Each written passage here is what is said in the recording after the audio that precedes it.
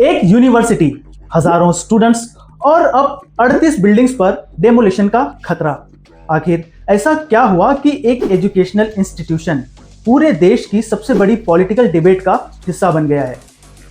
यह घटना है उत्तर प्रदेश के रामपुर में स्थित मोहम्मद अली जौहर यूनिवर्सिटी की, जो यूनिवर्सिटी कभी हायर एजुकेशन का एक बहुत बड़ा सेंटर मानी जाती थी, लेकिन आज ये यूनिवर्सिटी अपनी पढ़ाई से ज्यादा लीगल डिस्प्यूट और पॉलिटिकल कंट्रोवर्सी की वजह से हेडलाइंस में है। नमस्कार दोस्तों, मेरा नाम है राजू टंडन। आप देख रहे हैं इन्फोमिंट चैनल को। चलिए शुरू करते हैं।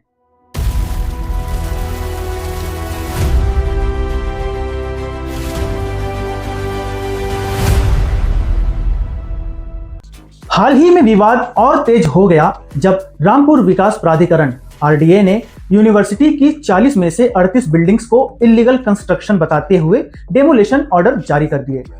प्रशासन का दावा है कि बिल्डिंग्स के लिए अप्रूव्ड मैप और जरूरी परमिशंस नहीं थी, केवल मेडिकल कॉलेज और एक एकेडमिक ब्लॉक को ही लीगल अप्रूवल मिला था। यही फैसला पूरे मामले का सबसे बड़ा टर्निंग पॉइंट बन गया।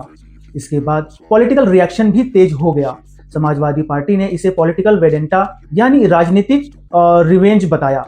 कई एसपी, एमएलएस और लीडर्स ने प्रोटेस्ट किया और आरोप लगाया कि ये कार्रवाई कानून से ज्यादा पॉलिटिक्स से प्रेरित है। वहीं दूसरी तरफ राज्य सरकार और एडमिनिस्ट्रेशन का कहना है कि rule of law is equal for everyone. अगर कोई कंस्ट्रक्शन रूल्स के खिलाफ है तो कार्रवाई होना स्वाभाविक है, चाहे संस्था कितनी भी बड़ी क्यों ना हो। बट मामला यही नहीं रुका। कांग्रेस ने भी राज्यपाल से इंट्रोगेशन की मांग की। कई सोशल ऑर्गेनाइजेशंस और विपक्षी नेताओं ने सवाल उठाया कि क्या इतनी बड़ी कार्रवाई से पहले स्टूडेंट के फ्यूचर और यूनिवर्सिटी की एकेडमिक एक्टिविटीज पर पड़ने वाले असर को पर्याप्त महत्व दिया गया। वहां सरकार समर्थकों का कहना है कि कानून के सामने किसी भी इंस्टीट्यूशन को स्पेशल ट्रीटमेंट नहीं मिल सकता। इस पूरे विवाद का सबसे सेंसिटिव पहलू है स्टूडेंट्स का फ्यूचर। यूनिवर्सिटी में पढ़ रहे हजारों स्टूडेंट्स के सामने अब अनसर्टेनिटी का माहौल है। अगर बड़े स्तर पर डेमोलेशन होता है तो क्लासेस, एग्जाम्स, रिसर्च और कैंपस लाइफ पर क्या असर पड़ेगा? यही सवाल आज सबसे ज्यादा चर्चा में है। अब सबसे पहले क्वेश्चंस, क्या इलीगल कंस्ट्रक्शन पर एक्शन होना चाहिए, चाहे इंस्टीट्यूशन कितना भी बड़ा क्यों ना हो? क्या इस एक्शन का टाइमिंग पूरी तरह से एडमिनिस्ट्रेटिव है या इसके पीछे कोई पॉलिटिकल एंगल भी मौजूद है? क्या हजारों स्टूडेंट के फ्यूचर को प्रोटेक्ट करने के लिए कोई अल्टरनेटिव प्लान होना चाहिए?